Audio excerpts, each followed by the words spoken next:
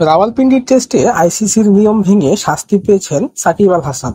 তার ম্যাচ ফির 10% জরিমানা করা হয়েছে। পাশাপাশি তার নামের সঙ্গে যুক্ত হয়েছে একটি ডিমেরিট পয়েন্ট। পাকিস্তানের দ্বিতীয় ইনিংসের 33তম ওভারে বোলিংয়ে ছিলেন সাকিব। তখন ব্যাটিংয়ে ছিলেন মোহাম্মদ রিজওয়ান। সাকিবের রান আপের শেষ মুহূর্তে ব্যাটিং থেকে সরে যান রিজওয়ান। সাকিব শুরুতে থেমে গেলেও বল হাত থেকে ছুঁড়ে মারেন ব্যাটিং প্রান্তে। রিজওয়ান সরে যাওয়ায় বল তার গায়ে লাগেনি।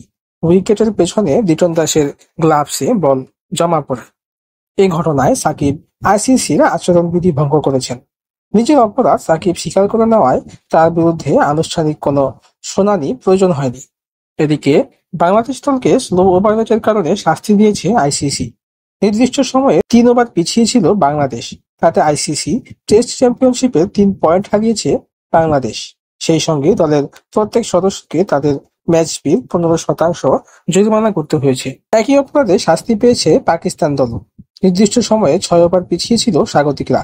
তাতে আইসিসি টেস্ট চ্যাম্পিয়নশিপের 6 পয়েন্ট হারিয়েছে পাকিস্তান। সেই সঙ্গে দলের প্রত্যেক সদস্যকে তাদের ম্যাচ ফি 30% জরিমানা গুনতে হচ্ছে। আজ সোমবার এক সংবাদ বিজ্ঞপ্তিতে এসব তথ্য জানিয়েছে আইসিসি।